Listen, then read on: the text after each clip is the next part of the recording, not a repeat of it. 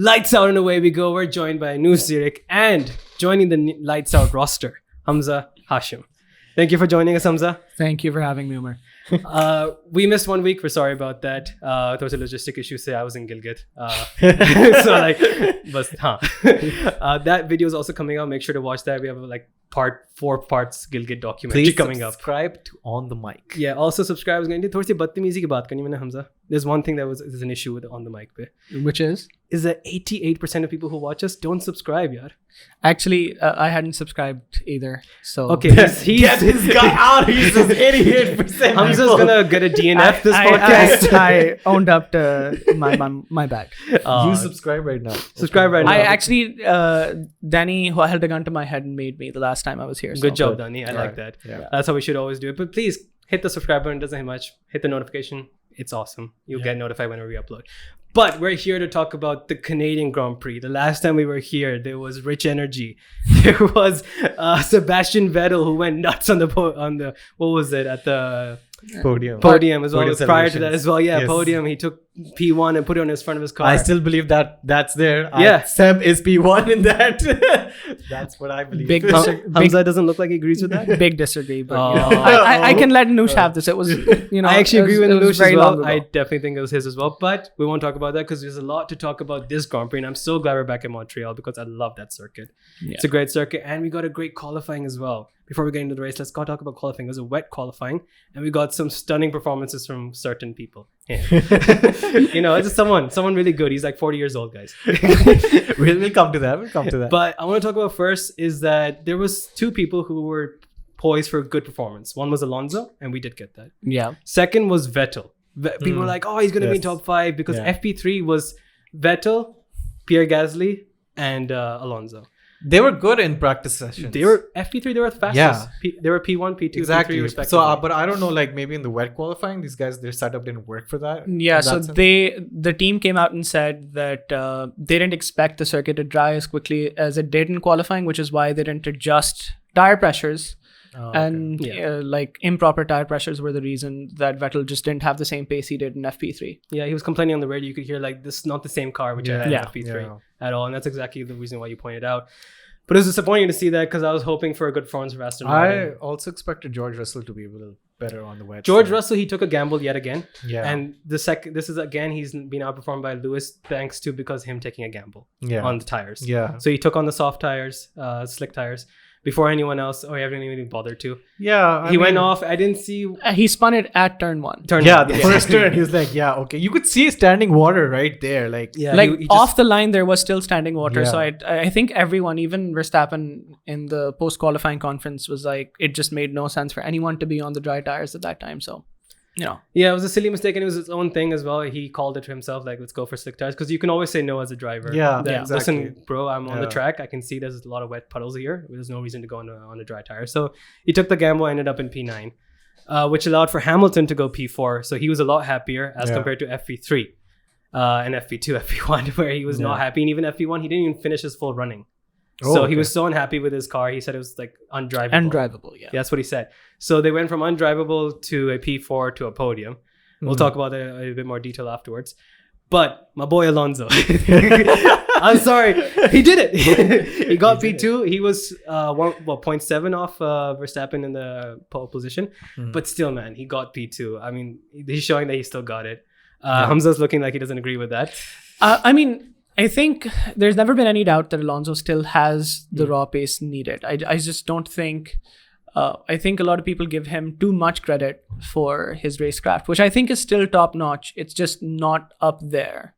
But again, I think part of that also is the cars he's had to deal with. Yeah, I mean, I think my argument is always against that, the fact that the cars he's been given, he's always outperforming them. Yeah, he's done that throughout his career. Like, for example, like I know Stoffel Van Dorn is not exactly the highest ranked driver of all time, but listen, this kid dominated in F2, right? Yeah. He was a hot prospect. So usually when hot prospect come through, we can see that young drivers do better than their old drivers. But he dominated that kid. Like in one of the seasons, he got 21 qualifying straight. He won every single qualifying. So I will always think that he's top notch. There's not much to take away from him in that sense. But regardless, because I'm a super Fernando Alonso fan, I just loved it seeing him P2. And he was so happy. It was a great performance for him. Like, I mean, he put that car together and that lap together perfectly. And if you compare it to his teammate Ocon, he was very disappointed in qualifying in P7. So he was not too that jubilant after. Yeah, the gap was almost almost 2 seconds. Yeah, so that's huge, especially in the wet is when you often see who's real master. Like his experience really showed at that moment. Like, you know that he is a top-notch driver and he's won 2 championships for a reason, right? Exactly. So far. And I think it's the longest season, like longest career in F1 now? Not yet. I think sometime this season he's going to surpass Raikkonen's record. I think another 9-10 races maybe. Yes, I believe so too. He's coming very close. So he's definitely going to have that record in the bag. We'll see if he's next year here as well. I believe Piastri was up for bags for his seat, but he's probably going to get that Williams seat now. Yeah, he's getting the Williams seat instead of Latifi, most likely. I mean, instead of Nick De Vries as well is also another person who's up for that seat as well. Yeah. So we'll see about that. But moving along, there was Sainz got out qualified by Alonso. By Alonso, by his mentor. by his fellow compatriot. Verstappen got a great pole. Verstappen, let's put it out, flawless weekend for him. He's great on wet, man. They just say that he's, if it's a wet race or a wet qualifying, he's just going to perform. Which is why I was so disappointed with Vettel as well. And also Stroll is actually a good in the wet weather as well. Driver, yeah. No, but Verstappen at this point is basically running away with it. Yeah, we'll get into that bit of... let's just go into this. Let's go into the race because that's what it looks like. Yeah. So he's 49 points ahead of Leclerc now. Leclerc got to do some damage control due to a penalty which he got in Azerbaijan, thanks to Azerbaijan's power unit issue. But I don't know, it doesn't look good, man. He's also ahead of Perez as well, who I was really hoping for to do a good job. He didn't do well in qualifying as well. Yeah. But Verstappen, he wasn't caught in the safety cars, in VSC, even when... So let's get into the Ferrari dynamic at this moment, right? I mean, you take last 5 races, right?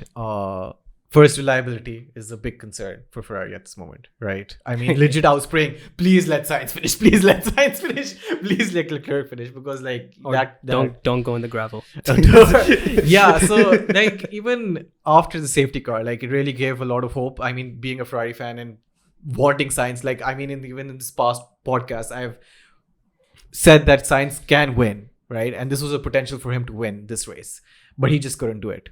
At this moment, he couldn't get to it, or the car is the problem, or he doesn't have the setup towards it. But there is something with Sainz at the moment that he's not able to push it as much as Leclerc can at this moment, right?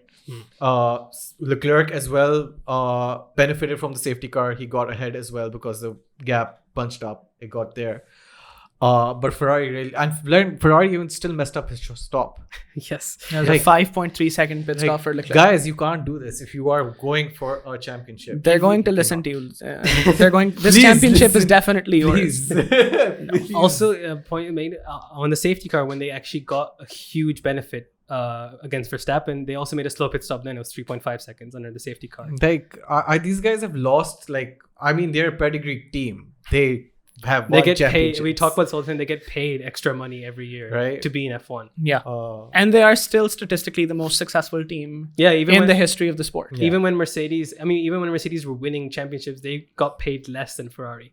Yeah, when Ferrari came P2 in the championship. I mean, I think I know that I'm being a bit too hard on them because I know the fact, because even after the post-race, Sainz was like, that's all that we could do. Binotto even said it all on the radio. Great job itself.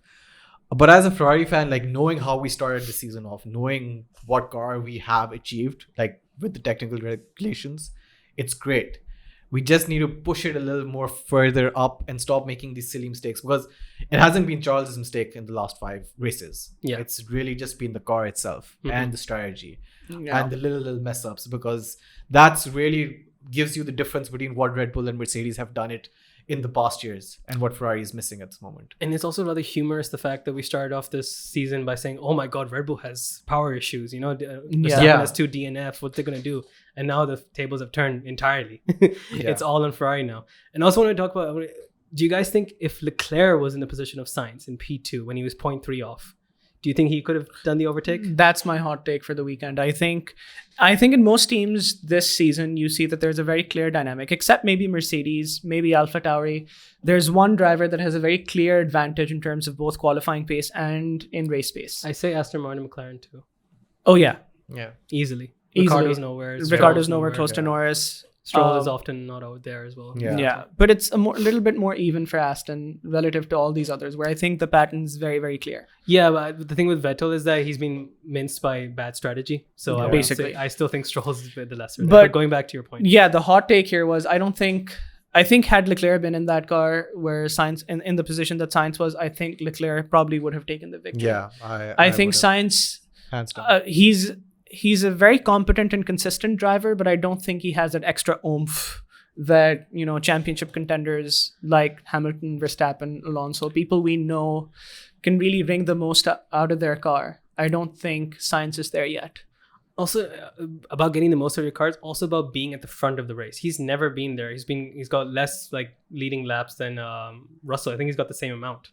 7 or each. He's led 3 laps this I think 7 season? for each. Yeah. 7 for each of them. Yeah. So for Russell as well. Yeah. Russell got a couple more in Spain as well. No, that's where Sainz didn't get it because he was in the gravel trap again.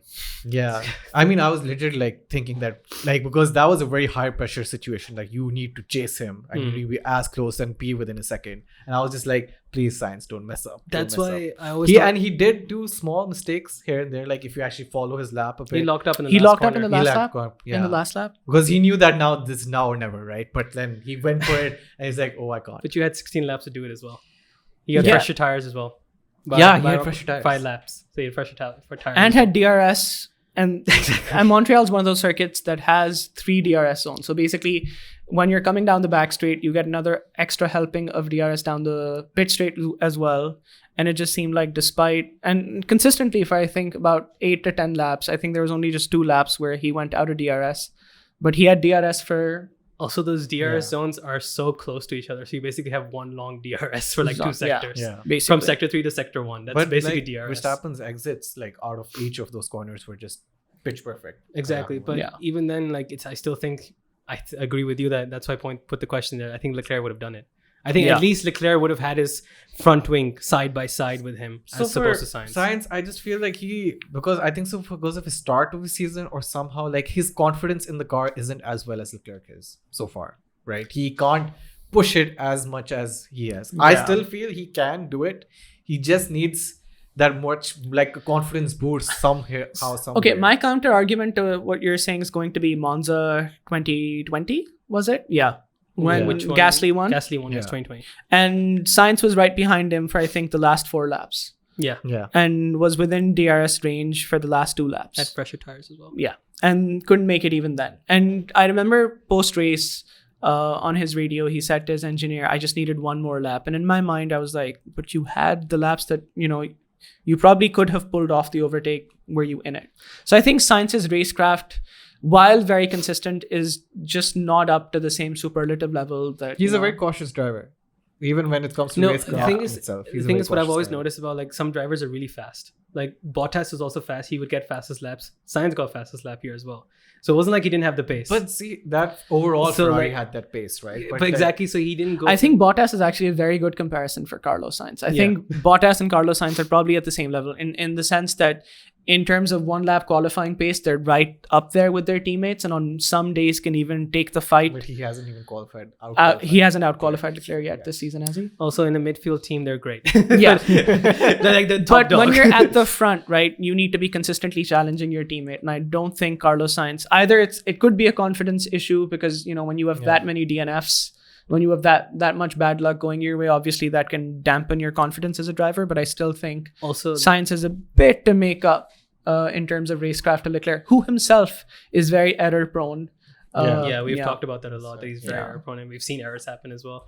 Also, but Sainz is someone, he's just cemented himself as a second driver now, I think. But now he also needs to play that part because if you compare Perez and then him, the team game and everything, he's right up there. Sainz isn't right up there yet to save Charles in strategy and everything in that sense. Yeah. That's still the problem for Ferrari too. Also, that's why I always talk about the top 3 legends who we have right now, the old guys. So Vettel, Lewis, and Alonso, right? What you've always seen in those guys, they know how to lead a race, right? Yeah. So Sainz has never had that experience either. And he's never even gone for an overtake for P1.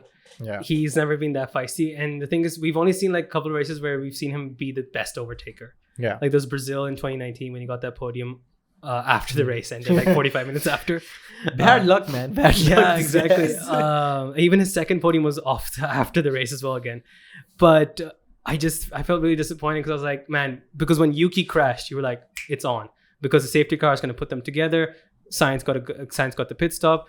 Verstappen didn't pit for new tires, so it was on for him to go for it. But in the end, we're just saying Verstappen just went off. We didn't see anything afterwards. But going to the other Ferrari car, Leclerc. I wasn't too impressed with his come through the field because he wasn't that up until the safety car. I know, I'm sorry. I really hoped he was going to do well. I want there to be a battle for P1 in the championship. But it wasn't what I expected. It was damage limitation for him, obviously. Yes, but it was not enough until the safety car. We've seen, and just last season, my point of comparison was Brazil 2021, right? In the sense, when you have a car that is faster than the majority of the field, and you are a driver who knows how to put consistent laps together, can keep up that rhythm for the entire duration of a race, you should be able to make it relatively quickly to the front. And I think while deep down, I also believe that Leclerc does have the capability to do that. He just wasn't able to put that weekend together for himself. Part of that might be what the team's giving him. Like I just read before showing up here that he had an experimental wing that the team was only planning to bring out for Silverstone. We then saw that he had that crack on the side pod while the car was lined up before the formation lap. It was a little underwhelming. I think Leclerc would have really cemented his status as the number one contender for the championship and, Verstappen's biggest rival at the moment, which he still is by default. But I think he would have really cemented his position there had he come storming to the front of the field. And at least, given the Mercedes drivers a really, really difficult time. Yeah, he should have got one of them at least. I would have hoped. But also, just to point, you're comparing the comparison with 2021 Brazil. That is one of the GOATed performances of all time, though, when it comes to coming through the field. And you also have to see it was done through a sprint. It was also done through he did it in the race as well. Yeah, he did too. But from P10 to then also to point that also he had a new engine as well. Yeah, so he got, so Charles did get a new engine as well. Yeah. But we don't know that was he going for max, because for Mercedes at that moment and Lewis getting a new engine, there were just 4 races left. He can go max out as much as he wants. That was the plan. That was the plan, basically. And it helped him in that championship. It's why Verstappen also took a penalty a couple races later. For Ferrari right now, they're just because they have realized that they have a reliability problem. So even him giving a brand new power unit, they won't say that go flat out. Right? Yeah. Be a little conservative. You need to get through the end of the race. We need to also do a lot more races with this same power unit to get through it, because we can't afford more penalties like this. He's also experienced a lot of tire grain problems. So by lap 20, he was on the radio being like, I have no grip. I think this was the big surprise after Perez's retirement was how many drivers came into the pits for fresh rubber. I just expected the medium to be a much better race tire at this circuit, because it usually is. I remember 2019, the medium was the fastest race tire, and it just seemed like a lot of drivers had a lot of early onset greening that they, instead of driving through it, most of them just wanted to get rid of that tire. One thing is the compounds have changed. So over this year, and the cars have changed. So definitely the cars are much more heavy on the tires. The wheels themselves are bigger and heavier. Rims are bigger, 18 inches, So this is something Albon constantly talks, he says, I don't understand the tires yet. They just don't know when they fall off, when they will fall off. One time he's in Australia, he does 50 laps on one set. Yeah. And the other time he's like, I have to pit now. It's been 9 laps, I need to pit. So it's very difficult to understand the tires yet. Pirelli is just doing their usual thing. Well done, Pirelli. Keeping it spicy for us. But yeah, and also Paris, talking about Paris, we haven't talked too much about him, but that I was so disappointed when it just cut out. Yeah. I'm really rooting for him to go up to Verstappen, because I think he does have it more than Sainz. But Verstappen at this moment, yes. He's a number 2 in the championship. Yeah, if there's anyone contending Verstappen, it is Perez. It's Perez at the moment. But I just hope it doesn't become a Valtteri Bottas, Lewis Hamilton situation where it's just okay, good job. So you tried. Because we missed Azerbaijan, your thoughts on the don't fight? Yeah, that annoyed me a lot. I think so. When you take a broader perspective on this, we know that Christian Horner absolutely loves Max Verstappen. Verstappen was That's why Ricciardo left the team. Yeah. And I don't think he's gonna, him and Helmut Marko. I don't think they're gonna let anyone challenge Verstappen. So I think Perez will come close. And because of all of his experience, I think in racecraft, he's very, very good. But I think in qualifying, Verstappen's going to maintain that edge. Yeah, I think qualifying definitely. That's where Perez has not been the best. He is a tire whisperer, though. He's up there with Hamilton, how good he is with tires. So that's why in racecraft, he's definitely got a chance to do that.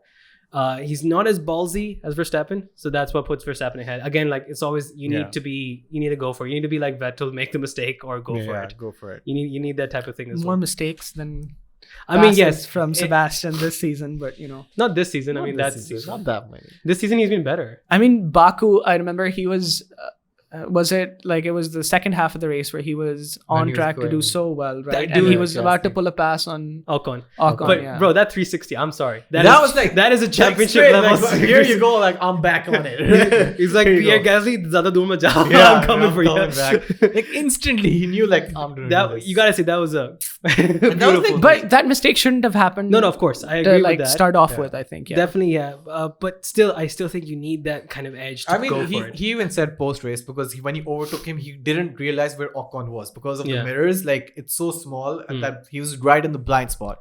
So he wasn't sure that where he would brake if where Ocon was, and he outbroke himself. The mirrors are bad in F1, but this year they're really bad. It's you can't see him at all. Like when Hamilton and Verstappen were side by side in the he even said that. He's like, I had no idea where you were, man. I had no idea. He was like, that was really close in the cool down room. He's like, I and everyone, and I think so. Every Hamilton or Perez Verstappen fan last year was like, oh my god, this is happening all over again. It's a repeat of last year. I think so there was a new technical directive this race, right, where the FIA was like, if your car is bouncing around or porpoising too much, you have to raise the ride height, right? So I think part of why the mirrors don't do their job is because the drivers are basically sitting on top of like a roller coaster, I think, but it's much worse, right? It's very bumpy. It a jackhammer. Yeah, basically. I think that's a much better description than calling it a roller coaster because it's that violent and it's that frequent. Yeah, I mean, because F1 cars are supposed to be like roller coaster, real smooth and just going around corners fast. Yeah, this is bad. Like, I mean, the fact that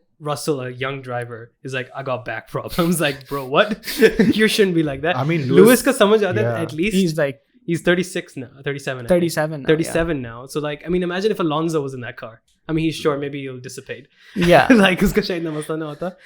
But the directive has definitely pushed it towards, and a lot of it's mixed response. So I like that Verstappen and Christian Horner were talking shit about it, basically saying that they shouldn't do that. They shouldn't change rules in between. But I was like, you wanted the budget to change cap again. Like, it's just, it just benefits whichever. Red Bull is like that. I remember 2017, 2018, there was a number of moments when they were like, we're going to leave the sport if you don't do this. Yeah. So I think Red Bull shouldn't be the one to call out other teams for asking for rule changes. Ferrari's done this as well. Yeah, but particularly, I think this is one of those things that has to. I think there's a lot of other sports that have legitimate concerns about concussions and micro concussions. I think this is one of those things that the FIA probably should do more to address rather than just leaving it up to the teams. Because I do think this could probably significantly shorten quite a few drivers' careers. True, but there's a devil as an advocate, which is Verstappen. I do understand what he's saying. The fact that what's the solution? You raise the ride height, right? Yeah. So you'd lose performance as well. That's viable as well. If the other teams are fine, like Alpine doesn't have issues, Red Bull doesn't have issues, Ferrari and Mercedes do. So the thing is, it's possible not to have porpoising. Yeah, exactly. But that was for Red Bull. Like, they've actually made a car that doesn't porpoise. Yeah. It's so clear cut. Again, like, they've gotten the regulations. And Ferrari's made a car that porpoises, but is quick nonetheless. Yeah. And my always thing is that whenever people be like, oh, screw Mercedes, why they're always winning, especially Ferrari fans. Like, you guys are always like, why is Mercedes winning all the time? So, but the thing is, the defense is always, you can't blame Mercedes for being good at their job. Yeah. Like, that's the thing about it. You can't blame a team who's doing right by the rules. Yeah. So rules are meant for everyone and it should be easy. So I actually did agree with Verstappen on this one, even though I'm a Lewis Hamilton fan. I was like, yeah. But I'm happy they put the directive so our boy doesn't retire next year or something. I don't want that. I'm leaving the sport. Backaches. Yeah, it's like, what's the problem? My backaches. That's weird. Let's go down the order a bit now. Yeah, let's go. I want to talk about 2 Ferrari powered cars. All right. Because the issue is that, one is Haas and the other is Alfa Romeo, which I'm supremely impressed by the way. Yeah. I think they're doing great. And Bottas is doing a great job as well. And he's got his ass safety up. car really like helped Ocon and Bottas, I think, in the race. Yeah, but despite that, first let's go through Haas. So Haas had they matched their best performance since Austria was it 2019 when qualifying performance, right? Qualifying performance. Romain Grosjean and Kevin Magnussen got P6, P5 respectively. It was an awesome. I remember that moment. It was really cool. But the same thing happened here where they fell off in the race. Yeah. So, but for different reasons. One, Magnussen got his elbows out as usual and he tussled with Hamilton. Yeah. And I like Magnussen, but I also don't like him sometimes because I remember the Haas days when it was Grosjean and Magnussen. And back then Haas, like in my mind, Haas were the team that always caused the collisions. And I don't think... In your mind, I think in F1 community, bro. And I think like if you've been following Grosjean's outing in IndyCar, he's kind of cultivated the same reputation there as well. Really? Like just irresponsible dive bombs. Causing collisions left, right, and center. If anyone who doesn't watch IndyCar, just know that IndyCar is that though. Yeah. Because IndyCar allows weaving. So if Alonso was there, it's cool. If you look, sometimes when you look at IndyCar racing, you get like, what is going on? Why are these drivers just driving each other off? Like my favorite example of IndyCar is that if you go to Austin and you watch the IndyCar race there, so the second last chicane, the one where it's really tight, they're allowed to go further than the curb like by like 50 meters or something. Oh, okay. So it's the most humorous turn I've ever seen. You see cars, just the camera's like, just like that. They're going off like they're not even close to the turn. In F1, they're really strict about it. Yeah. So I think the thing is everyone's really rough there. If you watch like IndyCar generally. But I do think Magnussen, I think this season, whenever he's tussled with Hamilton, he's done something. I mean, he ruined Hamilton's Spanish Grand Prix. Yeah. So that was one thing. And again, this time Hamilton didn't get any damage from it, thankfully. But Magnussen did. Magnussen had to pit. He had some damage on his front wing as well, which the FIA gave him for black and orange flag. Black and orange means that you're forced to pit and fix the technical issue on your car, which is a danger to other people. Yeah. So he had to come fix that as well. And then he just was left behind and he ended up finishing P17, last place. Yeah. Behind G.O.A.T Latifi. Latifi beat someone. So like that's wow. And the other issue was that I was so gunning for Mick Schumacher. I don't know what you think about Mick Schumacher, but we're okay on him. We really want to do well because obviously he's the son of everyone's hero. Most favorite. And he was going to get it. He was on for points. I think he really would. I think P10 was on for him. He was possible for it. But again, gremlins, and that's again because of a Ferrari PU. Him and Latifi are the only two drivers who haven't scored points this season. Can I talk about one thing about Latifi? Latifi is P, not 21 in the rankings. Oh yeah, there's a separate page that comes. No, forget about that. Nico Hülkenberg is ahead of him. It's just like, even this season? Yes, he's still ahead of him. There's no other driver who came by. So P20 is Nico Hülkenberg. P21 is Latifi. Like if you see the post racings, like so when they show the standings, like it shows that and then shows Nico Hülkenberg. Yes, and then there's another page that comes 21, Nicholas Latifi. It's hilarious because it's like Verstappen and Latifi. It's like, wow, Latifi got P2. No. Are we unanimous, I think, in saying that Latifi does not deserve a seat in F1? Yeah, definitely no. Yeah. Last year I was a bit like, okay, on the fence. Yeah, maybe he can do it. But this time, no, man. I'm sorry. He's paid to be here as well. He's a paid driver. He's one of the heavily paid drivers here besides Stroll, whose dad owns the team. But Latifi, man, I'd be okay if Piastri comes in after Hungary. Yeah, actually, I think that given the promise that Piastri's shown in the junior formulas, I think so many people are so excited to see what Oscar can pull off in F1. Yeah, and we need an Australian to replace another Australian, unfortunately, because the current Australian drivers are not doing that great. But I'm really sick and tired of not seeing F2 drivers now in F1 who do really well, who come first. So you got Guan Yu Zhou, good performance. I'm really happy for him that he got the gremlins out. He did a good qualifying. He did a good, but he wasn't the best in F2. He got bested by Piastri actually, and Piastri is sitting with Rosanna in like post-race interviews. He's interviewing his own teammates sometimes, and I just feel bad because the dude, championship-wise, he demolished Guan Yu Zhou and the rest of the field there. So he deserves a spot there. And because I've seen this before, Nick De Vries, I really like that kid, man. He was so good. Mm-hmm. He destroyed again. He won like 2 months before the season was going to end. Yeah. Again. So that's another driver. He's an FE. Hope he won FE. Yeah, he's a champion. Yeah, he's a world champion there. Yeah. So again, like when you see F1 drivers go to other places, you often see them at the top. Like Marcus Ericsson won IndyCar this time, Indy 500. Yeah. So like Stoffel Van Dorn did good in FE as well. Yeah, and he's good there too. I mean, when you look at WEC, it's just retired F1 drivers winning half the time. But yeah, I really think Latifi doesn't deserve to be there. But going on to Avisoko Gonyu-Zhou, good performance for him. I think this is what he really needed because he hadn't had any points for 7 races now. Yeah. Since the first race. And I was actually kind of impressed by him. He did a good performance. He was behind Bottas though, again. But still, he really deserved this, I think, because he had a lot of PU issues. I think Zhou Guanyu has been one of those drivers that doesn't outright impress anyone, but I think silently builds up his consistency in terms of racecraft, in terms of his qualifying performances. I'm excited to see what the kid can do like next year. He's first Chinese driver ever in F1 as well. Yeah. So that's also the reason why he's there, to be fair, because they want to go into that market as well. Because we're going to get a Chinese Grand Prix this year, I believe. This year? No. It's cancelled again. Yeah, it's cancelled again. Yeah. But the point you made that he's silently there, that's what I think about Alfa Romeo. Because everyone forgets about them and then they're like, oh, Bottas is in P6, P7 again. Yeah. Like very consistent. He's got 40, I think he had 44 points. Now he has 46. 46 thanks because to the penalty. Of Alonso's penalty, yeah. I know, 44 because it's his number. Yeah. And Lewis is on 77. Lewis is on 77, exactly. Poetic. So it was a good performance for Alfa Romeo, really good performance for them. Thankfully, they didn't have to go to Ferrari issues again for their power unit. Yeah. So they're always silently there. There's not much to say about it. I mean, they're a good midfield team now. Yeah. They have like their top on that midfield thing. They can maybe potentially even get 5th on the standings itself. They've basically replaced Haas where they were like a couple of years ago. So they're in that position now. Yeah. And I'm really happy to see that. I like to see Bottas leading a team, leading a young driver that way. It's nice to see him get over those years at Mercedes. Yeah, especially when the last year he spent spinning in Turkey 8 times.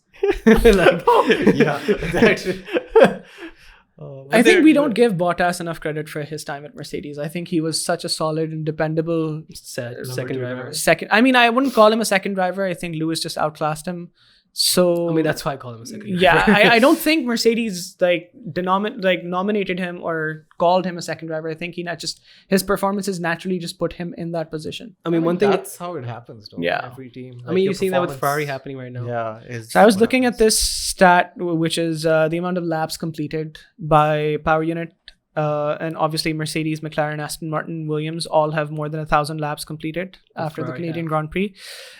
In terms of the Ferrari powered cars, Alfa Romeo has the most, Haas second, and Ferrari is at dead last in terms of laps completed. Because they've had double DNFs. Yeah, basically. I think this is something that we probably need to talk about before we move on to the rest of the field. That Ferrari, genuinely has a chance of taking the championship fight to Red Bull this year. And I think if they don't fix whatever it is that's plaguing A, their strategy team, and B, their power unit, I think they're going to lose a championship that they have a very, very good statistical chance of winning if they don't mess it up. You're telling me when they say we are looking into it, is not a good strategy? We are looking is never a good strategy. Slow button on. It's just like, you make a great point there, and thanks for bringing that setup, man.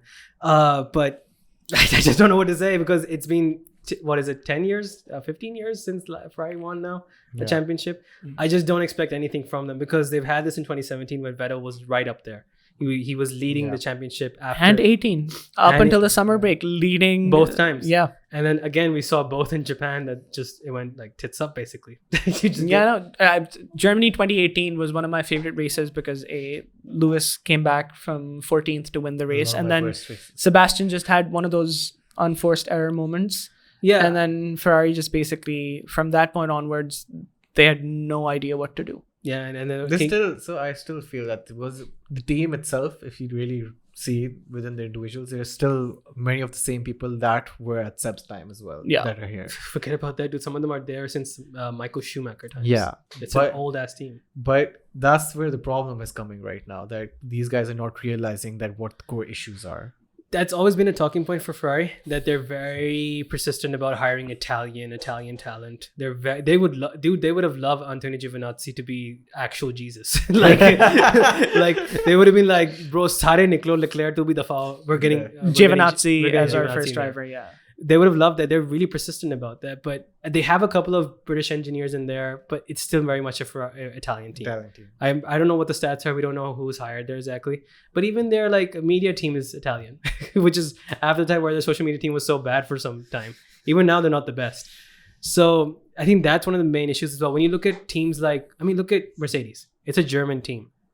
But they're based in the UK, and basically everyone who works for them is British. Yes, Red Bull is British as well. Basically, yeah. They're Austrian, but they're set up in it. Yeah. For God's sakes, Renault, they're in Enstone as well. Yeah. That's a French team. That is one of the most proud countries in the world. But they're like, we're going to be up there, man. We're not going to leave this place because that's the place to do it. And Ferrari and AlphaTauri are the only teams who are in Italy. AlphaTauri. Alfa Romeo though. Sauber is in Switzerland. Okay. That's not. So they're up there. AlphaTauri is actually not that far away from Monza. Like they're just a couple miles. Yeah, they're very close to. Actually, closer there than Ferrari itself. And the other team is Haas, which is in America. Yeah. So but they use Ferraris like wind tunnel. Yes, exactly. Technical stuff. Yeah, and most of their team is like not American. That's also very prevalent. So I think when you look at the history since 2007, right? When we had that miraculous moment, it's like I think we've won the championship by 1 point. I love that sound. Like it's so nice to hear. Like it's one of the coolest races ever. But it's just after that, what do you see? Massa. All right, that last. But for Lewis Hamilton fans, that's like no. I'm a Lewis Hamilton fan, but at that time I was a diehard Ferrari fan. Okay, so I was crying. I was a little kid, so I loved Massa. Same. You had there was a segment, I believe, like right before this season started, where it was Timo Glock and Felipe Massa sitting with one another. Yes, and Glock's obviously gotten his fair share of abuse for that incident. People still quote it. Yeah, is that Glock? And I think Massa's kind of gotten over it, but the heartbreak in that moment, I think, was pretty. But I think the talking point from that should be that even that year, McLaren was pretty up there, but Ferrari, for the most part, I was young, I don't remember exactly, but I remember very well that for most of the season, Ferrari had the faster car. Ferrari were the faster car. They had the more experienced drivers as well. Yeah. So, they were consistent. Lewis was the second race. Lewis Hamilton was driving with Heikki Kovalainen, one of the worst second drivers ever. Yeah. In top teams ever. I easily say that. Yeah. He went to like, what was it, like Lotus or something, Caterham or something, then he just vanished. So not a good driver. So again, Ferrari won the Constructors' Championship. It's one of those times where Constructor was won. But there was also a Spygate at that moment happening. Spygate was 2007. Yeah. That was Alonso. And so McLaren were coming off a bad year as well. They just got fined $100 million. Yeah. Pounds, sorry. They do it in pounds. F1. So that was a bad time. And specifically, if you go back to that season, I vividly remember. So Singapore was a bad time when the fuel pump came off. Yeah, from us. If you remember that. So that's basically when he lost the championship.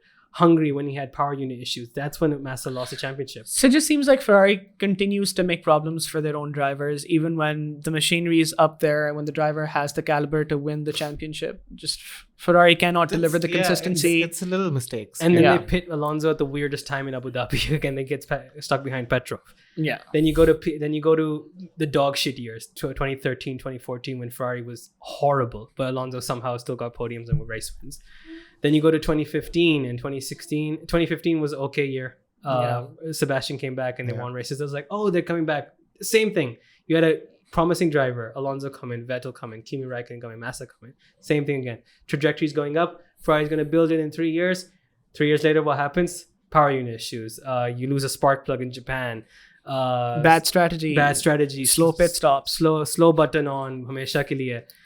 You're just annoying the drivers. The F1 Sky Sports Italian team is just berating Ferrari.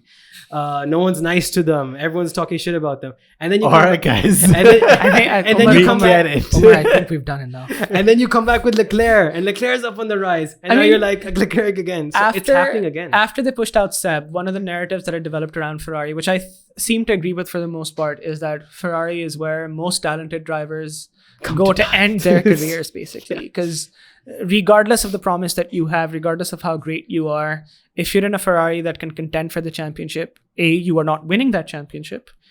Fingers crossed, touch wood. And then, that you're afterwards, the Ferrari within the team, the dynamics are such that the lead driver almost always carries the blame of that failure. Yeah. Right. So from like the narrative in the wake, and in the wake of the 2018 season, I think one of the things that annoyed me a little bit was that quite a bit of the failure of Ferrari not winning the drivers' championship that year was up to Ferrari, the team, and not Sebastian. But in 2019, the narrative was that Sebastian messed it up and he was being outclassed by young Leclerc. in 2019, and so Sebastian was basically, dude, just think consigned to the scrap heap of the Ferrari's reason books. why I went on that rant and why I'm no longer a Ferrari fan, because I'm just tired of it. Yeah. Because here's another thing. Sebastian Vettel was not told that he was not going to be in the team, that he was not going to be given a contract. So, but in the media, Matteo Binotto says we offered him a contract and he said no, Which wasn't true. which was not true at all. And I know Sebastian Vettel is definitely the most truthful guy on the paddock. Because Ferrari has always kept that persona in F1 that they're prestige, right? Untouchables. And they're untouchable. indispensable to the sport, basically. Right? Like they've been since the beginning. You can't touch them, and that's why they're even there. Like you talked about social media, so that's why it's very different how they have that persona around them and their branding. So Ferrari. one of the things Ferrari gets asked a lot is, if you see like Twitter and Instagram, all of the other teams, they're very active on social they have media. a lot of banter going on. Yeah. And funny, yeah. And some of the admins like McLaren and Mercedes and Red Bull, the admins that run those accounts, props to them. They're genuinely funny. Also, Ferrari doesn't do this because in Binotto's words, I think, when you ask a kid to draw a car, the kid's going to color it red. And so I feel like at some point they're still on that gravy train where they want to milk that prestige, that heritage for everything it's worth. And I think the sad part about that is when I get it, but at the same time, I think that the disappointing part of the story is when you have a car and a driver worthy of winning both championships, at least get your act together.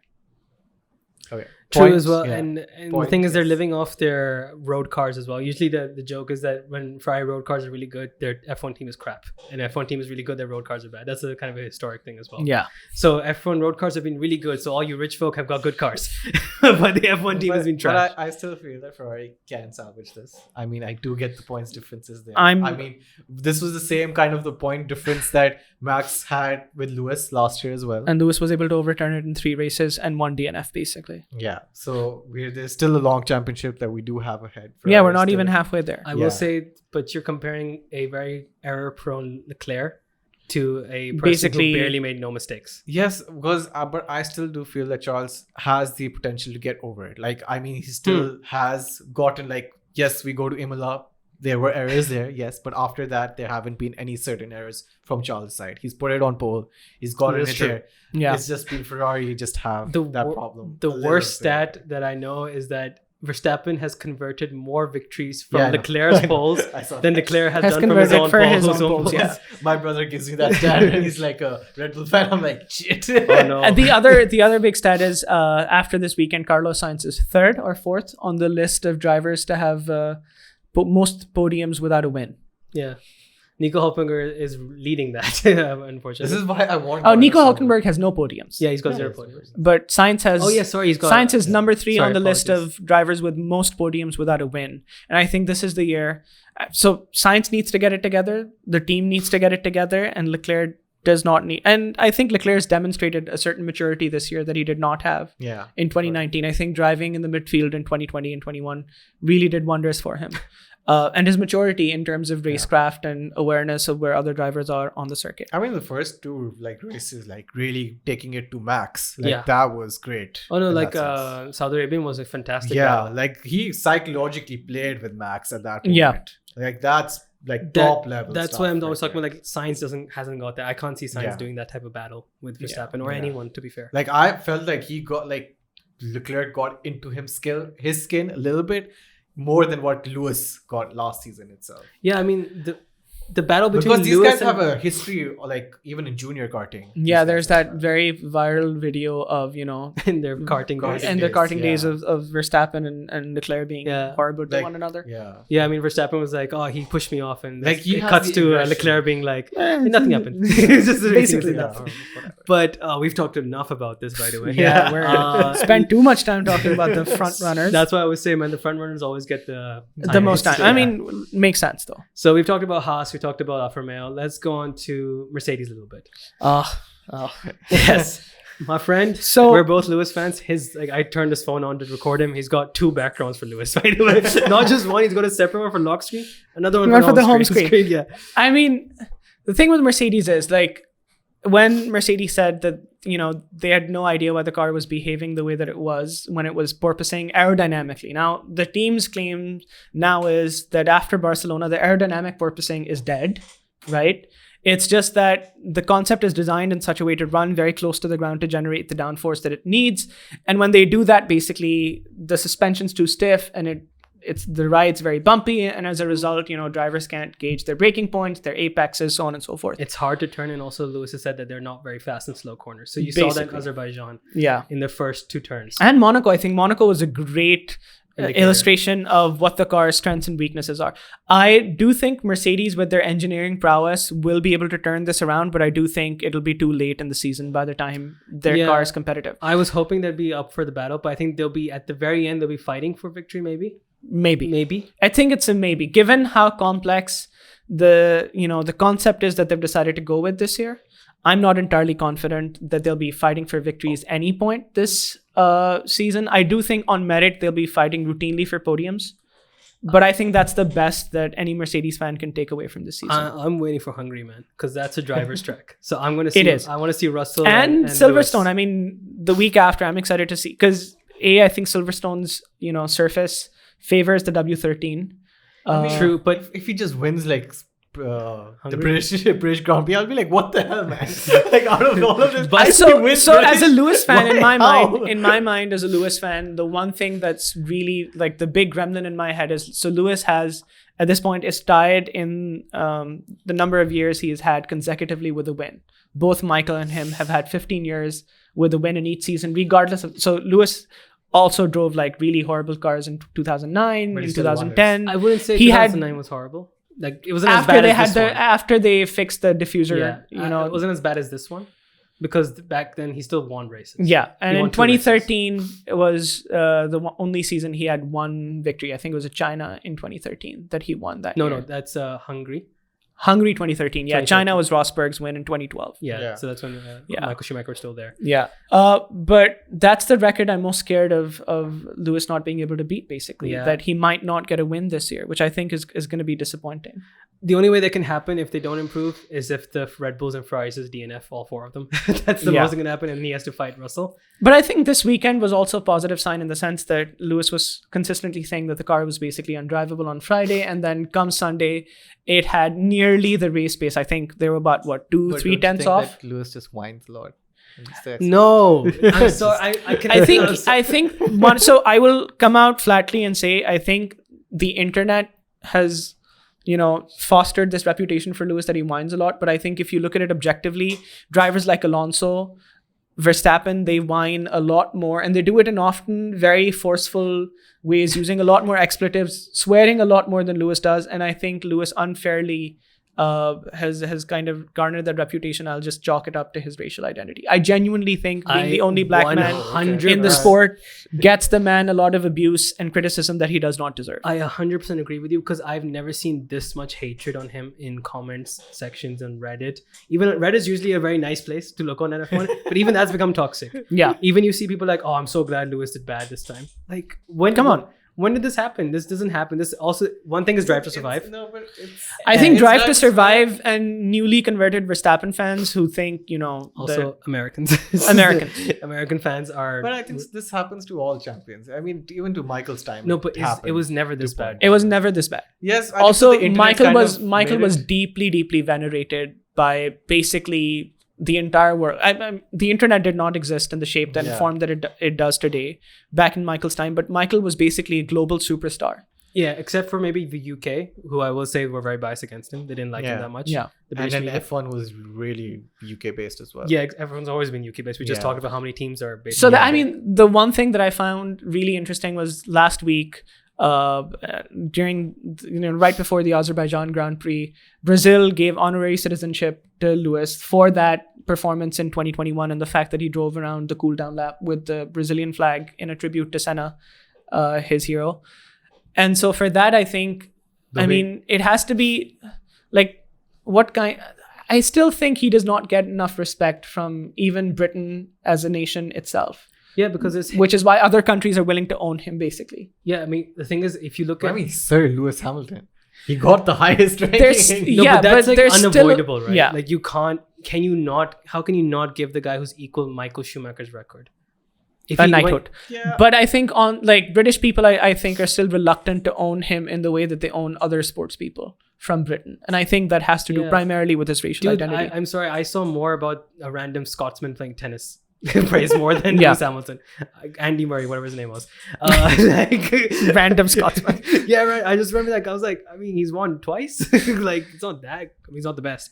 And you got Lewis Hamilton alongside, right? And he hadn't got any royalty promotion from that side. I do think, however, like coming into the season, I did not expect Russell to be as consistent and to deliver consistently good performances as he's done throughout this season. Part of that is I think the narrative like the media were very quick to capitalize on that narrative that Russell was outscoring Lewis in quite a few races, not knowing that Lewis was actually trying quite a few experimental setups and random things to basically get the car to work in terms of also gathering data for the team. I also pinpoint that the fact that the safety car has been a thorn in his side since Abu Dhabi 2021. Like, he's had VSC issues, he had safety car issues. Again, this time I was like, when safety car came out, I'm like, oh, Lewis is gonna come like P6 now. Great. Yeah.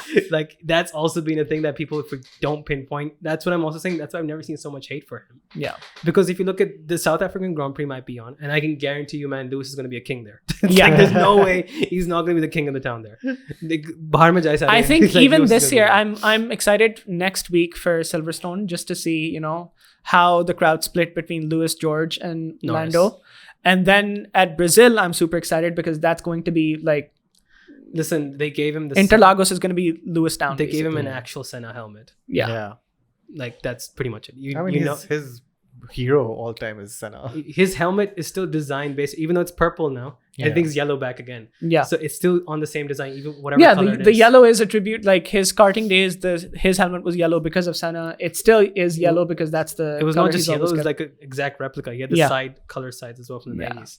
So, like, I definitely agree with you on that. But it's not a discount. I never want to discount Russell's performances because he is on 111 points. He is beating Carlos Sainz in the points. Yeah. Carlos Sainz is on 102. So Carlos Sainz is in P5 in the championship, P4 for Russell.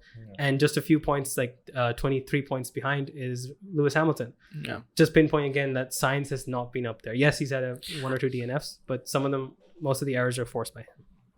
I think like the real curveball this season could be if Mercedes can get their act together sooner rather than later.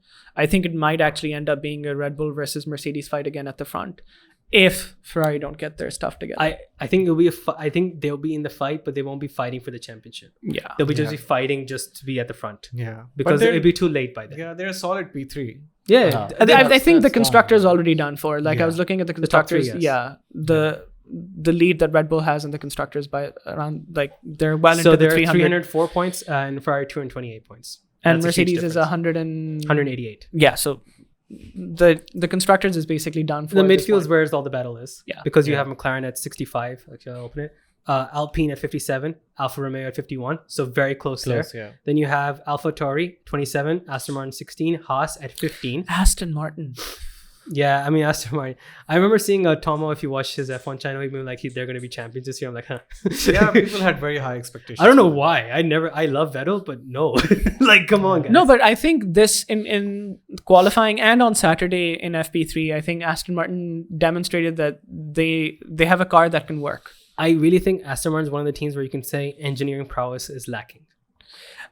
I think it's not that they don't have the engineering prowess. I don't think that their team's working together cohesively as a unit. Yeah, with Lawrence Stroll's money, I think they've poached quite a few people from both Red Bull and Mercedes. Yeah. Mercedes given them quite a few personnel, based off their generosity and so on and so forth, because they have that agreement. Yeah. And so I think they have the talent in there. I don't think it's working cohesively. Like the fact that Aston Martin was, Vettel was in top 3 in FP3 and then got knocked out in Q1. Very similar conditions. And the team says, well, we didn't understand how tire pressures were working. So that's what I'm saying, because I'm thinking engineers at the factory are great. Yeah. So that's what most of the personnel is at. I don't know much about the people in the in the paddock, yeah. Yeah, but because you're still a young team. Like, I mean, like... Not really, though. Yeah, I mean, I'm not counting it from the Force India days. I'm counting it from the fact that Lawrence... because they're building a new factory, they're doing a lot of money in. So they're really trying to build this team back from the ground up and really somehow make sure that they're top of the field. Yeah, that's a very good point actually you make, that they're making a new team and also a new factory. That's and a lot. They're experimenting a lot. And that journey is almost always a very long one. Yeah. Like the history of the sport, dictates that that's going to be a half a decade journey at the least. I mean, look at Red Bull. Yeah. So Red Bull joined, and then they took Jaguar, and then from there they built the team up there. So they need time. They need time to. So and an Adrian Newey basically. Yeah, Adrian Newey as well. Yeah. Also, but they lost Franz Otmar to Alpine as well. So there was also a leadership change there, which again you have to assimilate to that as well. So you make a good point. I'm just a bit disappointed by them. What's the name of the new Aston Martin team principal? Is it? Mike Crack. Mike Crack. Yeah. Mike Crack. I know why you want to say that. Just checking. So, but then we talked about that, and then we have to talk about my favorite team, McLaren. They're good in the constructors. But this started so well in testing, and everyone's like, "Oh, McLaren's up on the top." And bro, like when I saw, I'm like, "Where's Ricciardo?" I'm like, they're overtaking Bahrain for P18. What the hell is going on? Why is Ricciardo in P18? Why is Norris in P19? Dude, it's the weirdest team to look at, because sometimes they're up there like beating top midfield. They're like beating Mercedes at one point in Australia, and then they're like all the way down in the back markers. Like the inconsistency in McLaren's performances, I genuinely do not understand. Like in the first 3 races, I thought it was the power unit. Like Mercedes was significantly down on power compared to the Red Bull and the Alpine engines. Yeah, and the Ferraris. Obviously, Ferrari was lead. I think right now the order looks like Mercedes are faster. Mercedes are faster on the straights because they're dumping a lot of drag from their cars. Also, some of the ride heights are much different. So if you look at Mercedes, the 1 by 1. So Mercedes are much higher up than there. That's helping them on the straights a little bit as well. Right. But I think in terms of McLaren's performances, I do think it's going to be more of the same. I don't like this just on and off thing where I just don't know what to expect from them, basically. It's just like I was reading the technical brief out of them a few races back that their car is just not generating downforce enough like the other cars are, and that's like a huge major thing because the floor is now the main downforce element. Yeah. And they've like outright said that we can't change this overnight right now. We need some time to actually. I think that's the other thing about this season's and the new technical regulations. The floor is such a complex kind of piece of kit on a car, basically. Yeah, I mean there was a time I remember this from the 17, 18, 19 season. Problems with diffusers could be fixed. Front wings, rear wings, side pods, all of those things.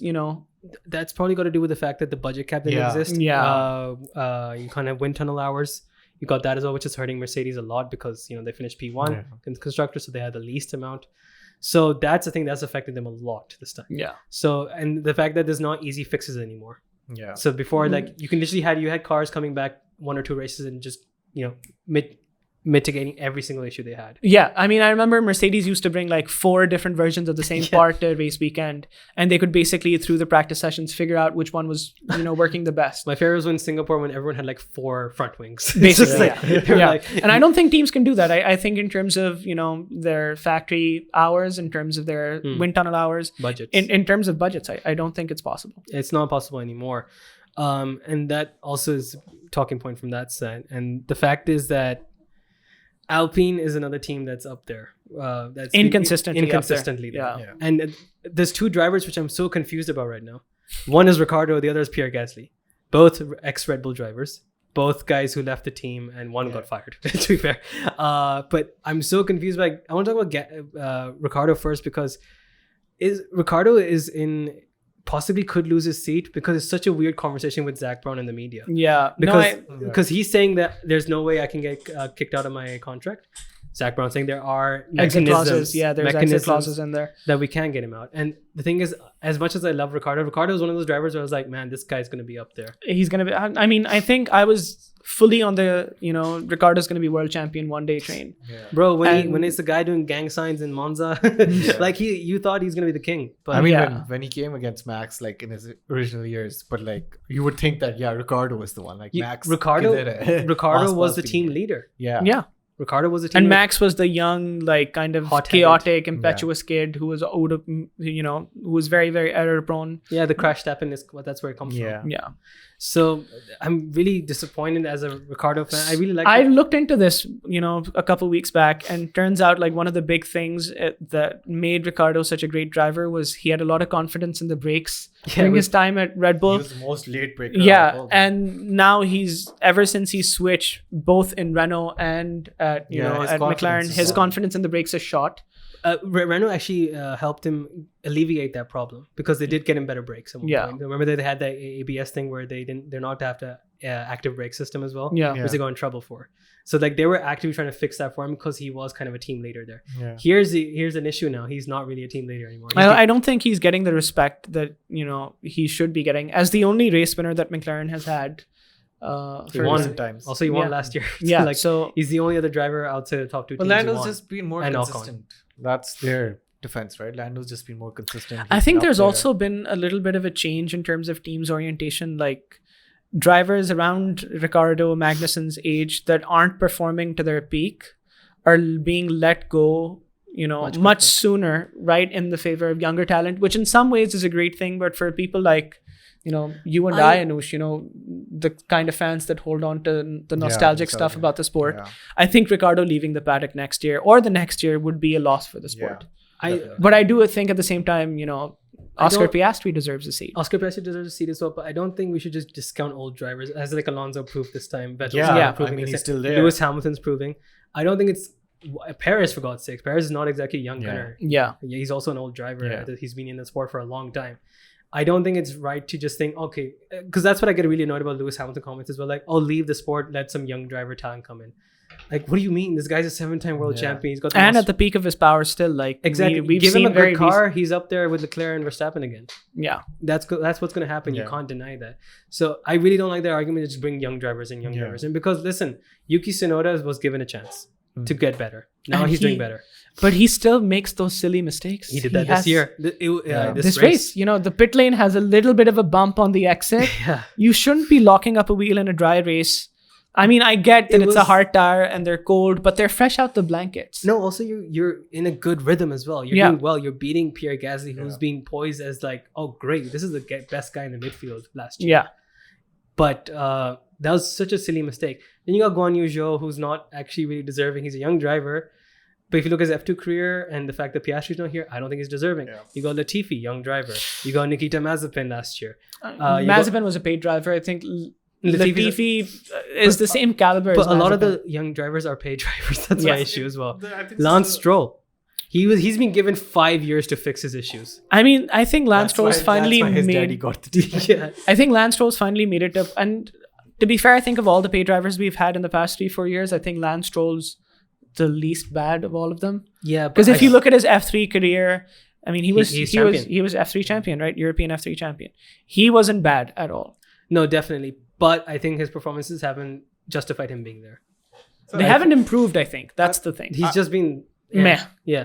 So I think it revolves around because of Russell, Lando, and Charles. How these young drivers came in and how they performed. Albon as well. As much as I dislike Max Verstappen's personality sometimes, I do have to give him props for, I think, raising the bar in terms of what people expect from young drivers. Oh, definitely. Yes. I think Verstappen's kind of... But when that trio came in, Albon and Lando and Russell, suddenly the media had pushed this narrative. Oh, look at the young gunners coming in. Yeah. And Carlos was made to be like an old guy when he's like a year or two older than Russell. Basically, it's just like, guys, itna bhi young nahi karna humne sport. I mean, all of these drivers are younger than we are. Yeah, that's embarrassing. I have a job, whatever. Yeah, he's a teacher. He's really good with the camera. Like, we're doing our shtick.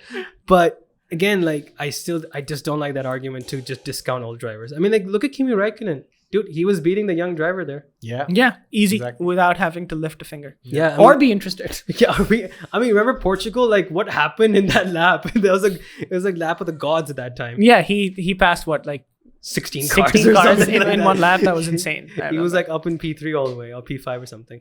And that's what's been going on for a long time.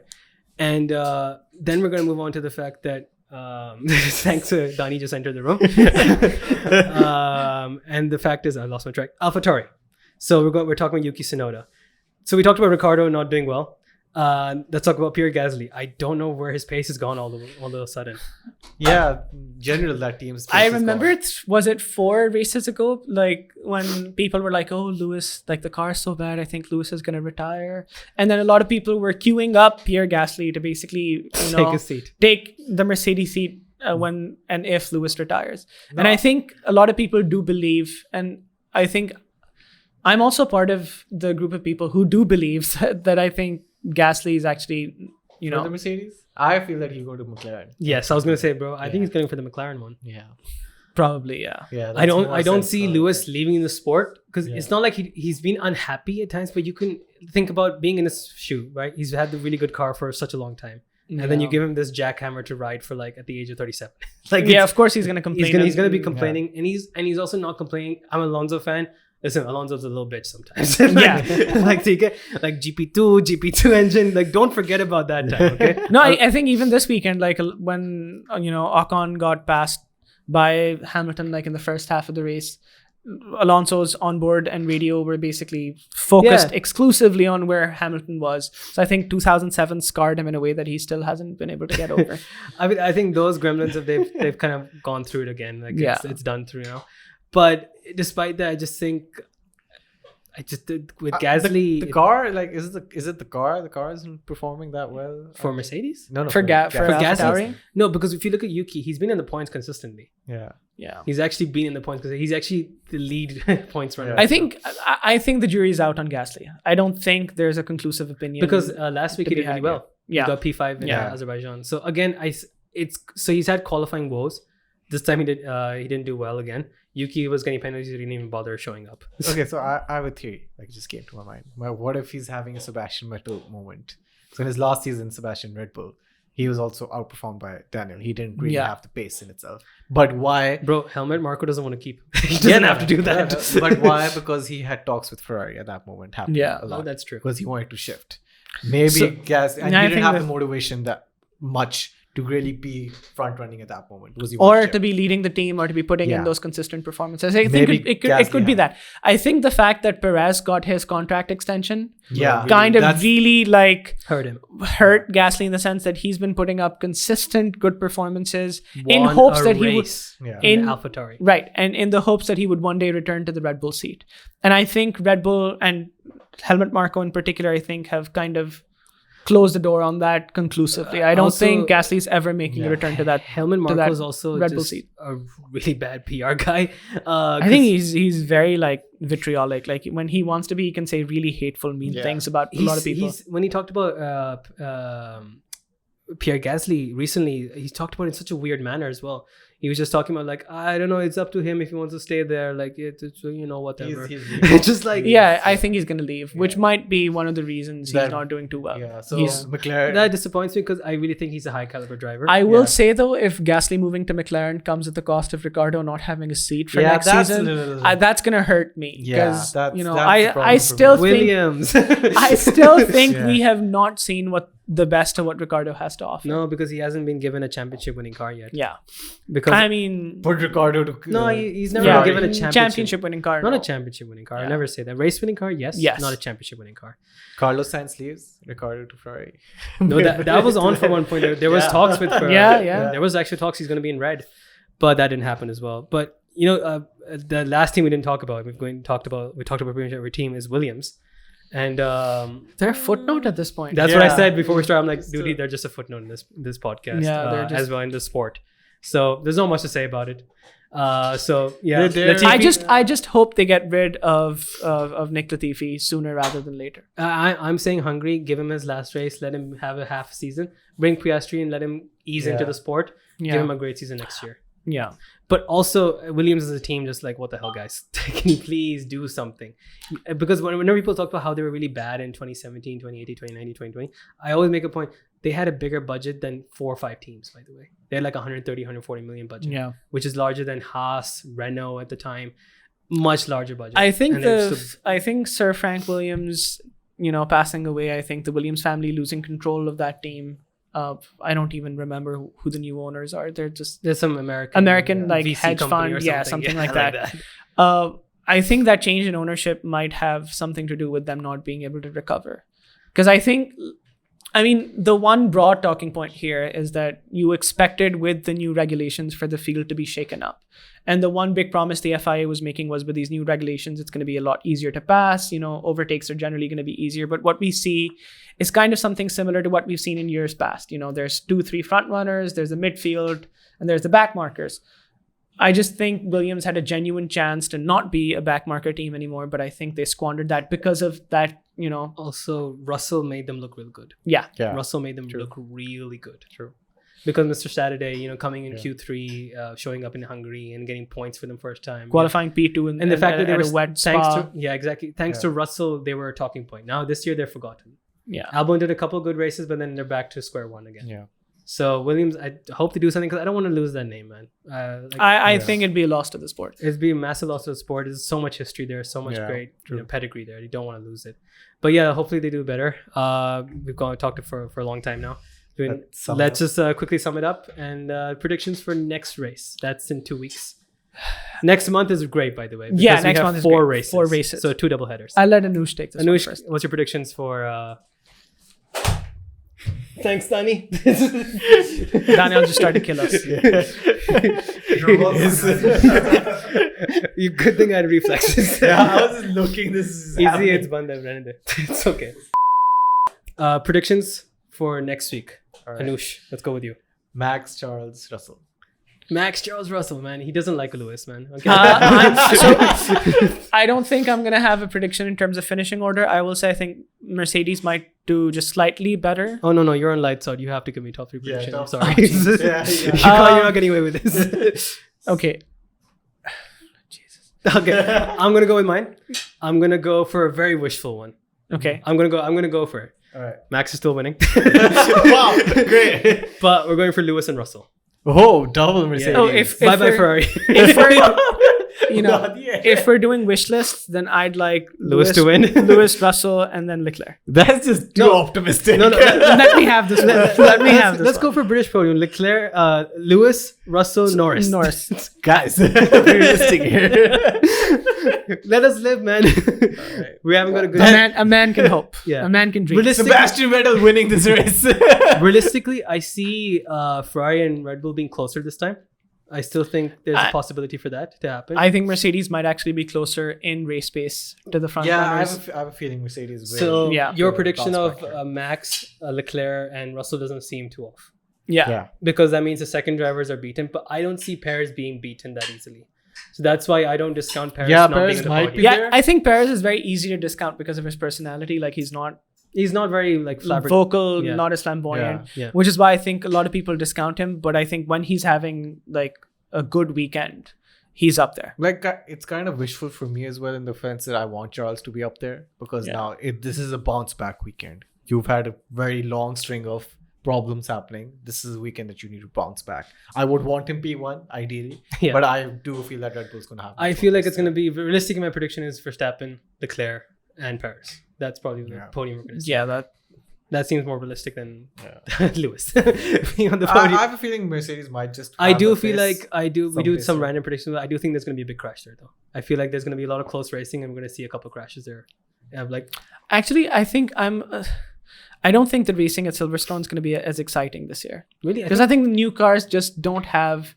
They're not as pointy. They don't change direction as quickly as the cars from last year, which is why I think like the past couple of years have been really good since 2018. So the frequency of crashes, I think at Silverstone, I think the chances that one happens this year are pretty slim.